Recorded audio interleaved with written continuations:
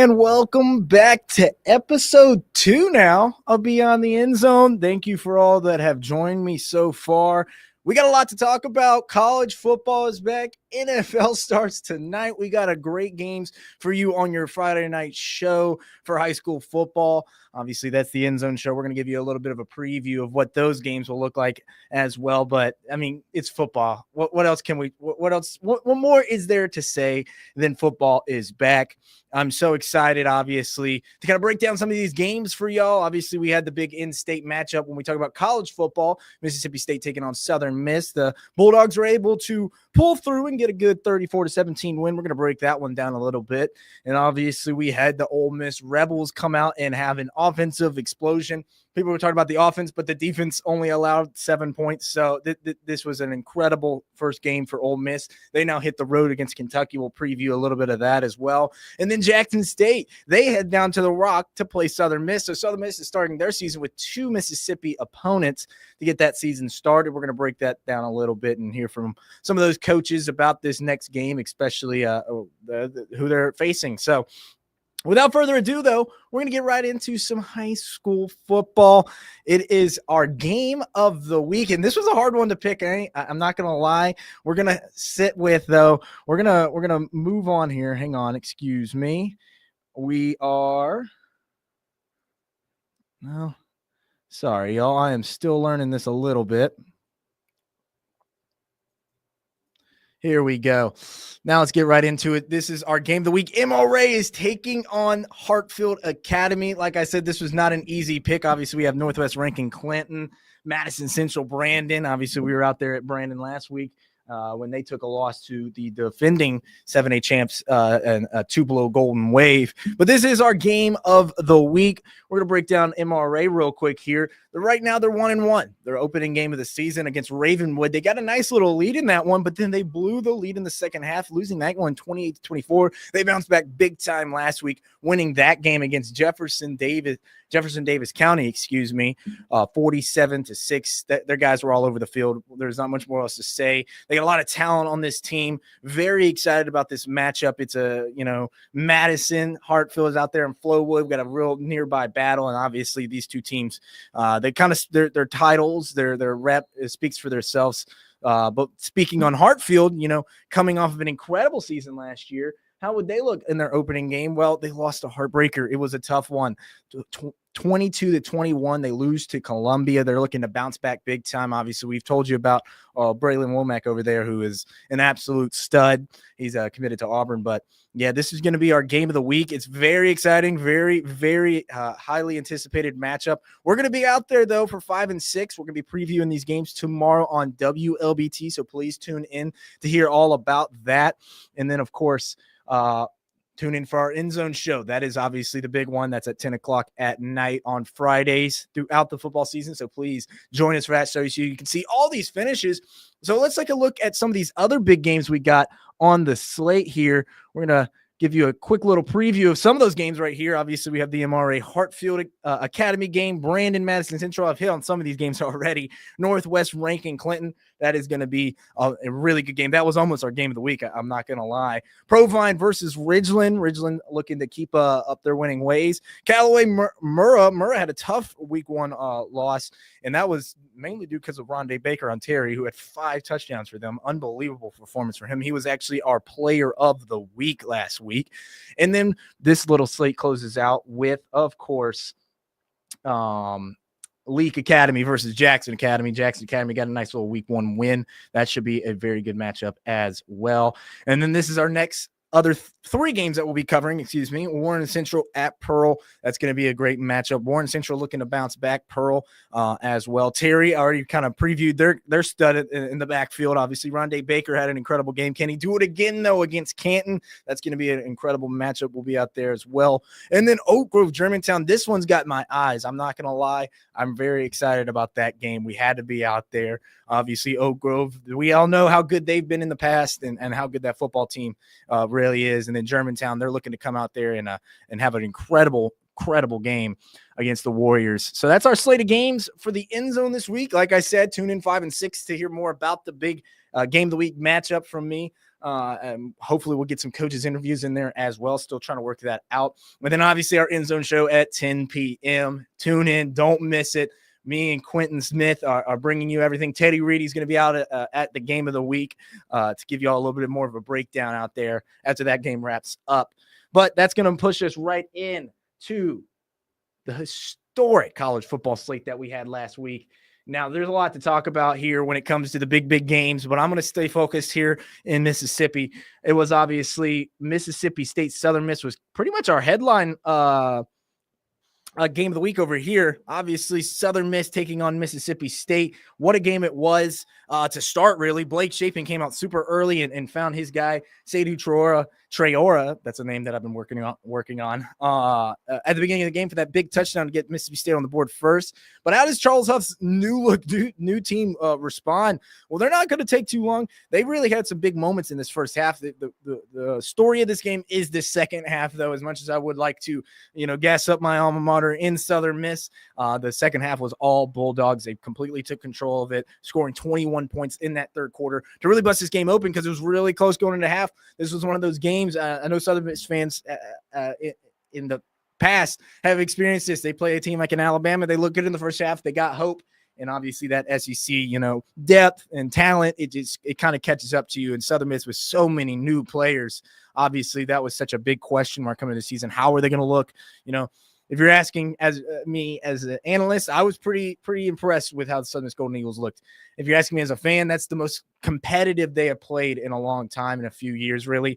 And that's got to be, a good sign for Southern Miss fans. But the big story obviously was the Bulldogs, who got a big win. They really wanted to come out here and make a statement in this one.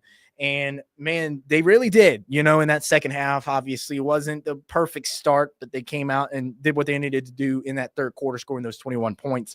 Very impressive second half performance from the Bulldogs. Some of these stats, they kind of jump off of the page here for me. Blake Shapen, he finished coming back from injury, first of all. That is the big thing here. Coming back from injury, 26 of 33, 272 yards, a touchdown and an interception. That was an incredible interception, by the way, for the Southern Miss Golden Eagles. That was, I'm trying to find Michael Montgomery. That was an incredible interception. How he played that, kind of read Blake Shapen's eyes, jumped the route. It was a really impressive play. But Blake Shapen coming back from injury and looking like Blake Shapen that I think he can look like throughout a season. Really, when you look at a Blake Shapen, obviously we know the history when he comes into the Baylor game in the Big 12 championship and goes out there and performs. He's been in the big moment. He's a good quarterback, and you don't need a superstar behind center. I think this year in college football, we're going to see that on a big scale, really, that, hey, if you got a good defense, you got some talent around the quarterback, you can win some games. He doesn't have to be a Heisman contender. I mean, that's every year. But I think with all these new quarterbacks coming in, when you got a guy like Blake that's been in the system, even though he was hurt last year, he's got a little bit of a head start in the system with Jeff Lebby. Devon Booth, Fluff Bothwell, the two running backs for Mississippi State, they're both on watch lists for best running back in the country in the preseason. Both guys had good days. Booth finished 16 carries, 80 yards, and a touchdown. Fluff, 10 carries, 43 yards, and 2 touchdowns. Brennan Thompson, a guy that was at SEC Media Days with this team as a leader, as a representative for the Bulldogs, hadn't played a snap for the Bulldogs, though. How does he come out? Well, he comes out and shows why he's the number one receiver on this team. 7 catches, 92 yards. And it was really, if you watch the tape, you can see where that skill really is.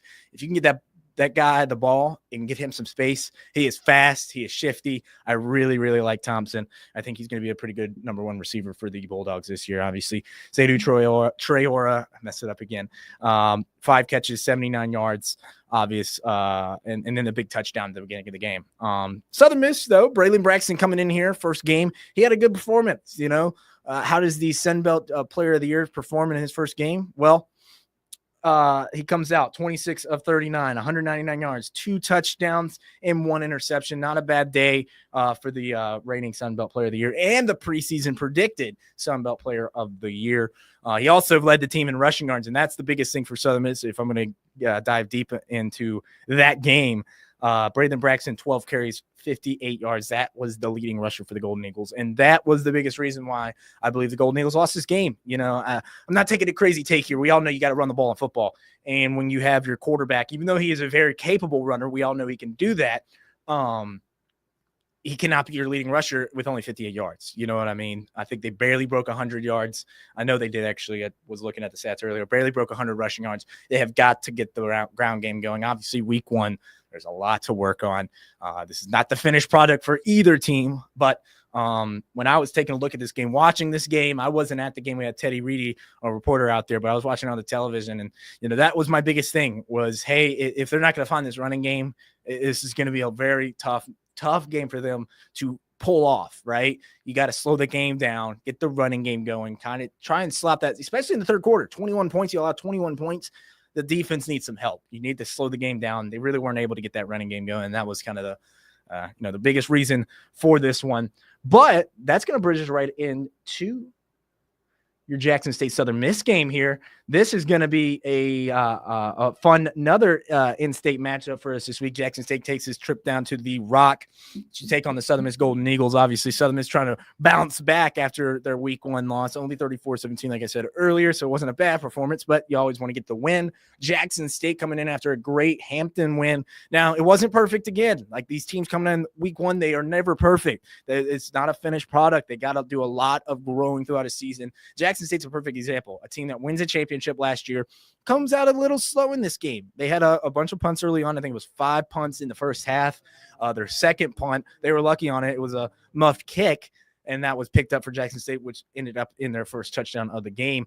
But this was a close game until the fourth quarter. The 2 touchdowns late for the Jackson State Tigers were the biggest reason for the win here. It was 2 late touchdowns for the Jackson State Tigers. They found a way to pull this one off. And for Jackson State, their biggest thing right now is kind of, looking into this matchup. How do they stop a Braylon Braxton, a guy that, I'm not going to try and sound like a broken record, who has done it on the big stage for Marshall last year, comes into the Southern Miss Golden Eagles. Everyone knows his skill set. Everyone knows he's a great quarterback, one of the better quarterbacks, especially in the Sun Belt, probably the best. So how do they stop them? Well, this is a little bit from Charles Huff on what he saw from Braylon Braxton last week, and as well as we get into TC Taylor's comments on, who Braylon Braxton is as a player and what they have to do to stop him. I thought he did some good things. He didn't take care of the ball the way we wanted to. He ended up turning it over, and then there were probably another 2 or 3 throws that were a little risky. He still, has the ability to make plays. I thought he did a really good job of that. Yeah, that dude can play.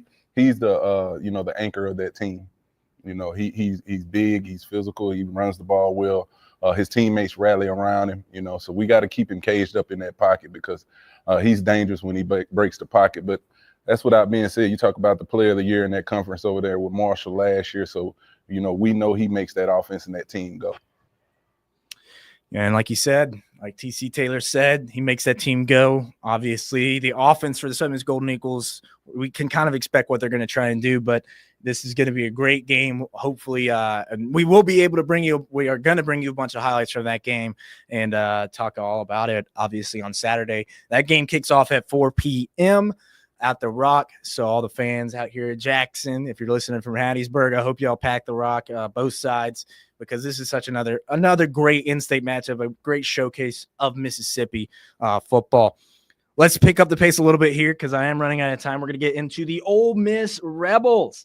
They come out and get a big week one win, winning in a massive fashion over Georgia State. The offense, Austin Simmons, the guy on your screen right now. How does the redshirt freshman come out and play? Well, that first drive was real easy for him, going right down the field and getting a big touchdown. This is the touchdown pass right here. I mean, he came out and really, showed the skills, but also showed the youth. He had those 2 interceptions, not great plays. One of them really, I wouldn't say was his fault. The second one, obviously, situations happen in a game. You're going to make some bad decisions. But for the Ole Miss Rebels here, as they hit the road against a Kentucky team, your first SEC matchup, I was talking to some of my Ole Miss friends back here at the station. This is such a big game, right? SEC, week 2, on the road. It's better than facing a Georgia on the road in week 2, a Florida and LSU. There's a lot of these tough teams that could have played in the SEC as their first SEC matchup. Now, this Kentucky team can beat them. We've seen it in the past. I know that's still a hard pill to swallow for a lot of Ole Miss fans, but this is such a great test for Ole Miss. First week, or first SEC matchup, of the season in week 2. That's real early. How do they show up? Well, we're gonna see it on the field. But Lane Kiffin really talks about this, and he says these guys are gonna have to be ready. Last week at Georgia State, no one really obviously gave Georgia State a chance. In this one, closer spread. I actually got it right here, 9.5 right now for Ole Miss. So they got some respect for Kentucky, but not too much. Almost a 10-point spread here. But this is what Lane Kiffin had to say about the matchup and who this team really is, who they're taking on this week. This is an exciting game to have up front like this early on, and we're going to have to prepare really well. This is an extremely well coached team. Somehow, even including the one before we got here, the last 4, I believe, someone said have gone down to the last play of the game. It's got to be a record. So these guys always play really tough, really physical against us, and so we're going to have a really good week of practice like we did last week and be prepared to go on the road. Of course, I was Lane Kiffin, head coach for the Rebels. He's talking about that, and this is a matchup that we've seen in the past is very good. He acknowledges that you got to come out ready. Any SEC opponent, does not matter who it is. We saw it with Alabama last year against Vanderbilt. Even Alabama this year, not coming out ready, and you lose to a Florida State team that last year was not good at all, and this year they look a whole lot better. You got to come out ready. That is the biggest point here. Obviously, Mississippi State, they got a big matchup as well this weekend. We got a great slate of games. It's a great slate of games. Mississippi State taking on I believe it's number 12. I got it right here. I don't have it wrote down. I believe they're number 12 in the country off the top of my head. Arizona State, a team that made the playoffs last year. Now, we haven't got anything from Coach yet, Coach Jeff Lebby, from this week on this matchup, but that's a great game. What an opportunity for the Bulldogs to come out and pull off an unbelievable upset. Last year was, they took on Arizona State in week 2. And for me, I watched that week 1 matchup against Eastern Kentucky, a team that really is not that great. And they beat the drums off of them, right? I'm coming in that week 2, Arizona State. We don't know who this Arizona State team is last year before, obviously their playoff run. And they go out there, and I watched Cam Scadaboo. Oh, man, I was shocked. Arizona State, obviously, they don't have Cam anymore, but they still got a lot of talent. Sam Leavitt, the quarterback, he was a early kind of a higher odds Heisman guy. Obviously, not one of the number 1 guys, but he was up there in the top 10, top 5 in some people's eyes. Their quarterback is great. They've really retooled. Can Mississippi State go out there and pull off the upset? I cannot wait to see. That one is a 6:30 kickoff, and the Mississippi State Bulldogs are 6.5-point favorites. So a little bit less of an underdog than, a Kentucky against an Ole Miss. So that's kind of looking at those numbers. I like to do that. All right, let's pick up the pace a little bit more. We're going to close out with your New Orleans Saints. Yes, it is Saints football week. It is incredible. It's here. I'm a Saints fan. I cannot wait. Obviously, the expectations for this team are a little low, to say the least. And as a Saints fan, I acknowledge that. I see that. I know that this team their projections are not that high, but this is a season going into it. Head coach Kellen Moore, first year, a staff, a lot of new staff members. Spencer Rattler, second-year player, getting his shot as the starter. Tyler Shuck, the rookie, is going to sit behind him at the start of the season. I still imagine we will see Shuck at some point. But how do you come out here? Arizona Cardinals, a team that's got a lot of hype for them, and that's kind of the parallel here. The Saints, no one's really expecting much from them. For the Arizona Cardinals, a lot of people are saying this team is going to take a big jump. Can they win that division? I don't know. But I imagine this Arizona Cardinals team is going to look a lot better than they did last year. The defense was the big issue for the Cardinals last year. Obviously, with this Saints team, can a young quarterback go out there and dissect this defense? It's a different defense, though. I know everyone's saying this defense last year for the Cardinals was bad. This is a different defense. Arizona has reloaded on this team. But without further ado, let's hear from Coach Kellen Moore and Spencer Rattler as they head into this season opener on Sunday. Yeah, no, he's just been great. He's really steady. I think he's got some calm, smooth confidence to him that's really fun, and you feel it. There's a vibe to him each and every day as he walks around and handles himself throughout the day. And so he's just done an awesome job of acclimating himself to all these guys on this team, putting himself in a really good position to lead us. No doubt. You want to earn the respect of your teammates and fight for them because they're going to fight for you, and you don't have to be a captain to lead. I guess that's what I could say. As a quarterback, you're naturally going to be a leader, so stepping into that role fully and attacking it. All right, that was Spencer Rattler and Kellen Moore, obviously kind of talking about how Spencer Rattler has developed, obviously, and what they've been seeing. And, as he grows, what can Spencer Rattler do for the Saints team? Obviously, that's the big question mark. What's the old saying? If you got two quarterbacks, you have none. Three quarterbacks, you have none. So does Spencer Rattler take this opportunity and run with it? I'm very excited to see what he does in this role. Obviously, last year was not pretty, but this team was beat up last year when Spencer Rattler was in. He didn't have any of his stars out there to help him out. How does he look with an Alvin Kamara out there? How does he look with a healthy Kendre Miller, Chris Olave, a healthy Rashid Shaheed, when certain people get back? And so can't wait to see what they are going to do for this team, or Spencer Rattler will do for this team as we head into the season. Let's wrap this up, though. We only got a couple more minutes left. I'm going to give y'all a quick little look at some of our college games this week and quick picks. Jackson State, Southern Miss. This is a great in-state matchup. I gave y'all a little bit of a preview of it. Southern Miss, though, will bounce back. Jackson State, as well and as good of a team they are. Southern Miss, they brought in so many new players, a lot of talent from a great team in Marshall last year. I think Southern Miss is going to pull this one off. We don't have a spread in this one, but I think it's going to be kind of like last week, a little bit of a slower pace at the beginning, but Southern Miss is going to pull away, kind of like how Mississippi State did. Ole Miss heads out to Kentucky, number 20 Ole Miss. How do they look in their first SEC matchup? I say they get the win. It's a 2:30 kickoff. That's going to be, it's going to be hot probably out there. I don't know what the weather looks like in Kentucky on a Saturday, actually, but I think Ole Miss gets the job done. I don't know if it's going to be a beautiful performance. I think Austin Simmons is going to have to get through some of these learning lessons the hard way, especially against an SEC opponent in Kentucky. But I think Ole Miss gets a win here. I do believe that they will cover as well. 9.5. I think they can win this by double digits. Arizona State, Mississippi State, Arizona State 6.5-point favorites in this one. I'm going to have to go with the Arizona State Sun Devils. Arizona State, I really like this team. I really like their odds in the Big 12 once again. I think they can win that conference and make the playoffs once again. Mississippi State coming off of a great win. I do believe this is going to be a better game than some people see, though. I think Arizona State will cover. I think they can win by a touchdown, but I can see this game kind of getting into that two quarters, 3 quarters. It's a good game. All right, let's keep it moving. Michigan, Oklahoma. I'm going to take Oklahoma in this one. Bryce Underwood, the quarterback, the freshman from Michigan. I really like him. They paid him a lot of money to go out there to Michigan, but I still think the Sooners are going to get this win. Big early win for the Sooners as they, chase an SEC championship with a new look squad as well. Illinois, Duke. This is a big test for the Fighting Illini in Illinois. Very high expectations for this Illinois team, bringing a lot of players back from last year. This is their first real test of the season, in my opinion.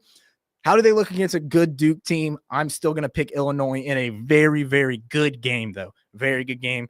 Close out Iowa State, big rivalry game, Big 10 versus Big 12. Iowa State looks really good this year. Iowa did look good in their week 1 game against Albany. It's Albany, though. So I'm going to stick with Ohio State here. I really like this team. I really like Iowa State, and I think they can get a big win this week. And let's close out Thursday Night Football tonight on NBC. Tune in. Dallas versus the Eagles.